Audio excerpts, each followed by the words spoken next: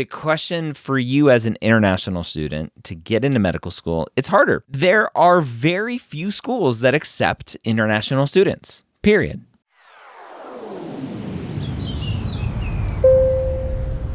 Ask Dr. Gray Premed Q&A brought to you by Blueprint MCAT. How are you doing today? I'm good. How are you? I'm wonderful. What can I help you with? So I'd like to introduce myself just to give context to whatever I will ask you. Okay. So I'm Sanjana, and I came to the US to get my bachelor's in biology and chemistry. So, I'm here on my own, no parents here. So, trying to find a way to get into med school. And my question to you is, I know that, if you were born here in the US, if you want to get into med school, even if you're a non-traditional student, I feel like your path is still easier compared to an international student who wants to be a non-traditional student. And I'm a non-traditional student, to be honest, because I took a gap year and I'm currently working. And, I've been through the thing that, pre-med advisor tell you that you cannot get into med school. And for international students, they will throw you any reason not to go into med school. Yeah. It's too expensive. Grades are not enough. That's not, you cannot get into residencies and all those kind of stuff. And that really, really messed up, I don't know my motivation to go to med school. So my question to you would be, how would you navigate through these stuff? And what's your advice to a non-traditional student who's currently working into a pharmaceutical company? Because I still wanted to be in medicine. Yep. I just wanted to try and see what's going to work for me eventually. Yeah. And yeah. So first of all, how do you navigate the naysayers out there? You do this. You cover your ears and you just ignore them and go, la, la, la, la, I can't hear you. I'm doing what I want to do. You can't tell me what I can do. You're not the boss of me, right? That's what you have to do, because they literally are not the boss of you. They literally cannot dictate whether or not you get into medical school or not. They are just giving you the information based on their best information. And oftentimes it's flawed. So at the end of the day, the question for you as an international student to get into medical school, it's harder, period. And a lot of what they're saying is true. There are very few schools that accept international students, period. And then the schools that do accept international students, it's usually not a lot. And then if you do get into medical school, it is expensive because you're not eligible for federal financial aid. All of those things are true. And there's still plenty of international students getting into school every single year, going through medical school every single year, paying for it every single year, or getting scholarships, even better, every single year. So why not you? And I don't know, I've been trying to follow what American non-traditional students have been doing. And I've been trying to do the same thing, but it's a very risky game. Why are you doing the same things that other students do? Why aren't you doing what you want to do? I feel like I'm kind of stuck because during my gap year, I wanted to take my MCAT. Okay. And COVID really play hard on me because I was stuck here and I still cannot go back home. Okay. So the only way for me to stay here, take my MCAT, and being able to, keep my visa and all that stuff would be to stay here and work here. Yep. And that's what I've been doing. Okay. And probably you've heard how fast the pharmaceutical company runs. And I'm currently in a position where, it's a lot to full time. And I thought, I hear all these people say, yeah, you can manage work. And so I said, yeah, I'll just go for it. But it's not easy, right? Yeah. And you have to juggle. I don't even know what a credit score is. What is that? That's a new word to me. Yeah. It's like me making that, making that dreamy world of mine, like going to med school, doing Yeah. all the good things that I've planned. And then the reality hits you. Credit score, you have to pay bills and this and that, Adulting hits everyone. Exactly. Yeah. And to me, it was overwhelming because, I didn't have to deal with that until I got into college. Yeah. And you know how, not to get into the politics of things, but sometimes things are very unstable. Like during COVID, like students were, we were kind of threatened to be like, they were telling us that we had to leave and all that. Yeah. So I feel like I'm still in that COVID phase, even if people feel that COVID is kind of gone. Yeah. And I don't know, what would be your advice for me to just like get over that phase? And something that I've been considering is the post-bac thing that I've been, hearing you talk about during your podcast. I don't know if that's a thing for me as an international student to be doing before medical school. Yeah. Because of the huge cost. Yeah. And so here's one thing that I will tell you will really, really help you moving forward, both through this process and in life in general, because you're probably this way in life too, making some assumptions here. You're trying to think of everything right now. Yeah. You're trying to lay it all out there and think of it all. And it's a lot and it's overwhelming. And so what typically happens is you freeze and you go, I'm not going to make any decisions because that's too many decisions to make. And so I'm just going to keep plodding along and go day by day and just get through life. The first decision that you need to make is the one that you should focus on. The first decision that you need to make is, do you want to go to medical school here in the States? It is, yes. Yeah. Okay. So then the next question you need to make is, what do you need to do to get into medical school here in the States? How are your grades? Pretty good average. Like what? So my overall GPA is 3.0 and my science GPA is 2.9. Okay. So not good for medical school. Yeah. Okay. So a post-bac is what you need. Yeah. That's the next decision. A post-bac program helps prove to medical schools that you are academically able to do well in medical school. Or at least gives them the confidence that you are, right? You could get to medical school after a 4.0 and fail, but it gives them some confidence. And so your next decision, based on that information alone, is how do I prove that I'm academically able to do well in medical school? Grade-wise, that means you need to take more classes. What does that look like as an international student? I don't know. So you need to go figure out how to do that.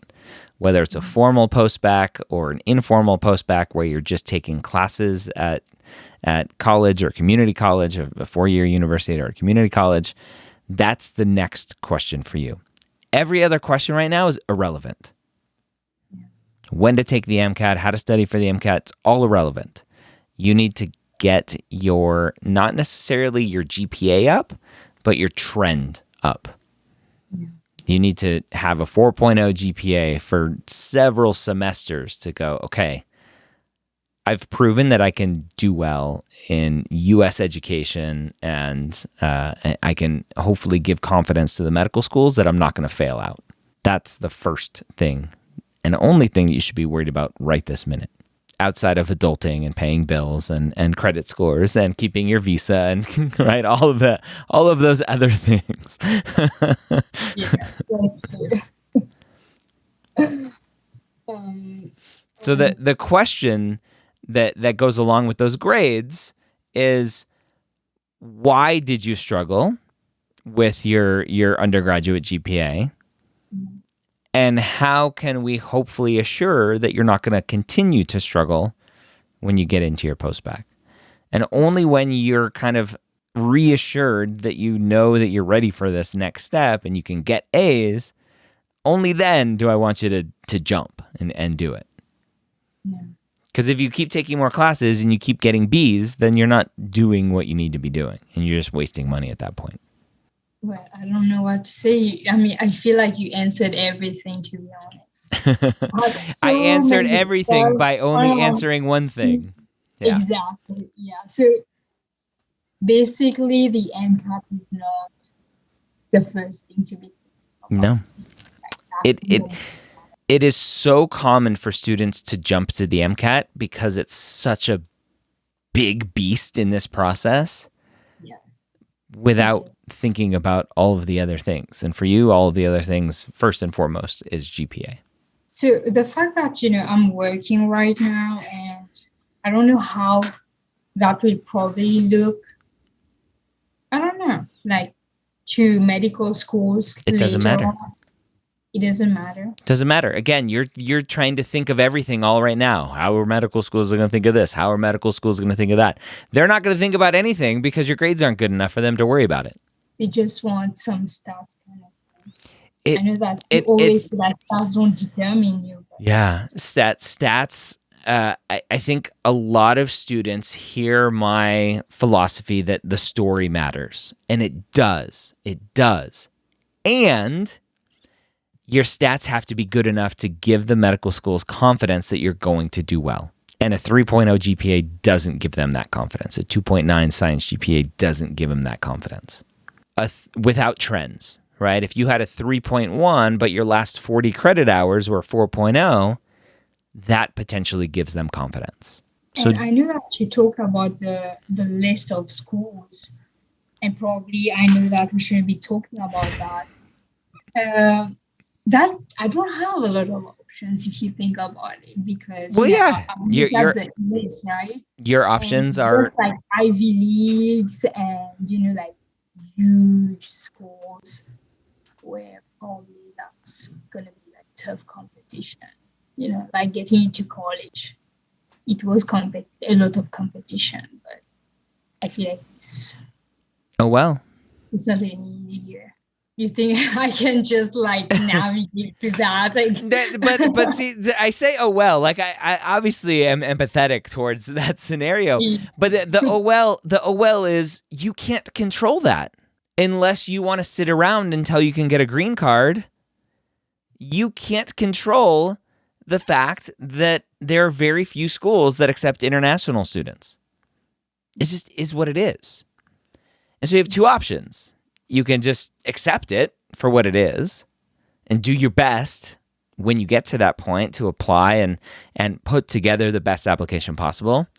Or you don't go to medical school in the US and you try to come back here and practice later. I know that some people even try the option of Caribbean school, and probably that's why a lot of international. What are your thoughts about that? Is that I don't know, because I know that some of the Caribbean medical school have some affiliation here. They send you here to do your 2 years of clinical, and then probably there's some, prospects for residency and all that. Because that's one of my concern, like me doing that and eventually nothing happening. And I know, like you said, it's like too far for me to be thinking, but I don't know. It's just like how I've been, wired ever since I got here, because things are so unpredictable here, and you kind of have to be flexible and, like adapt to anything. That's true.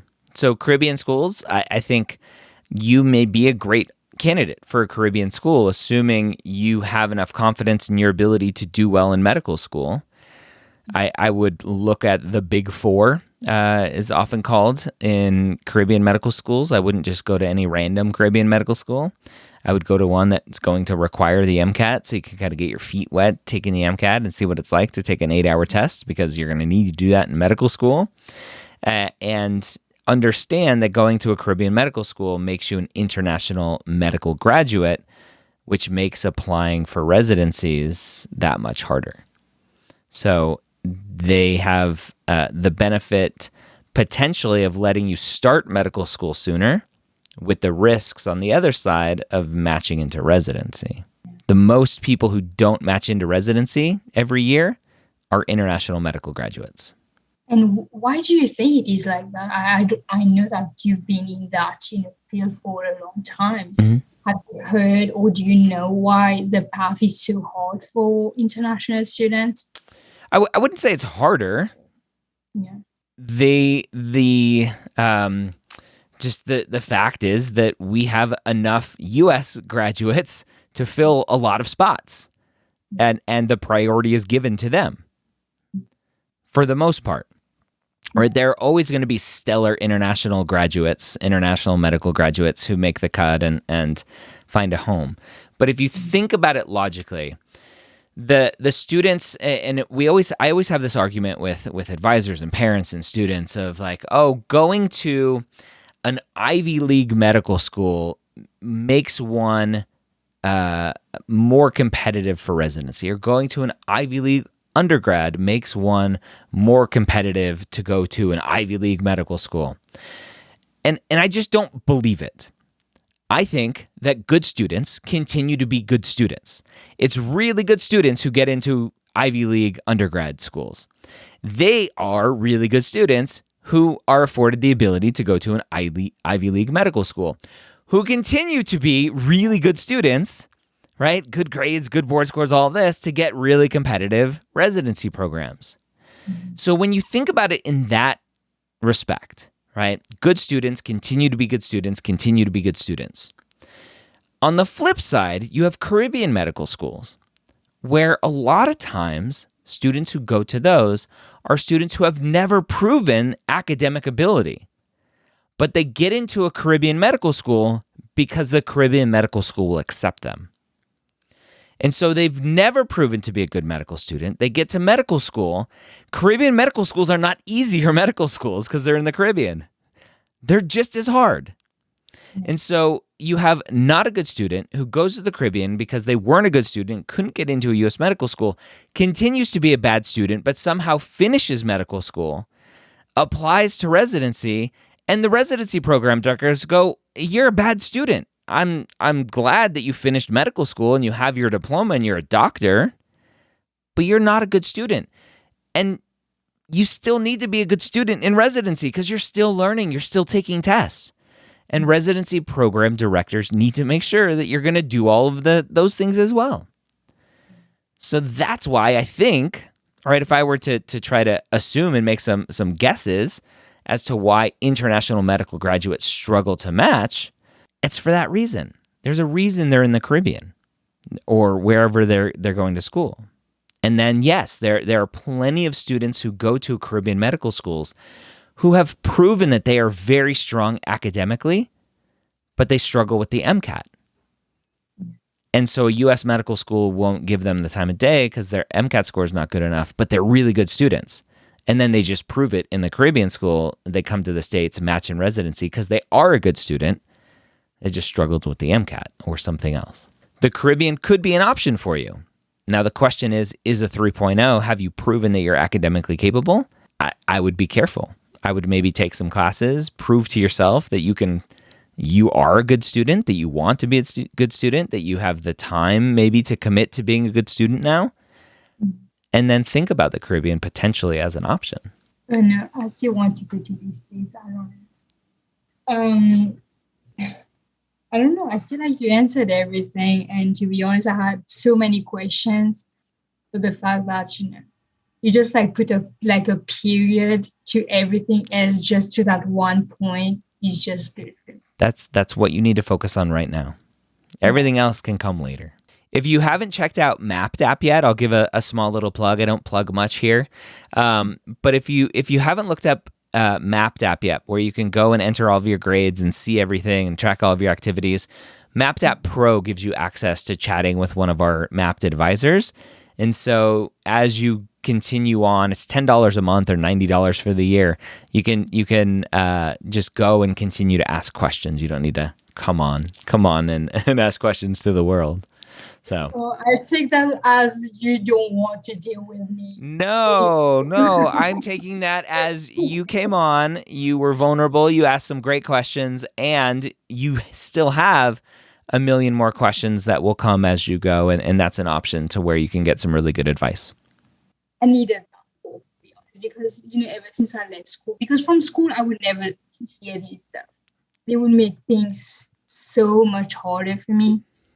And yeah, thank you very much.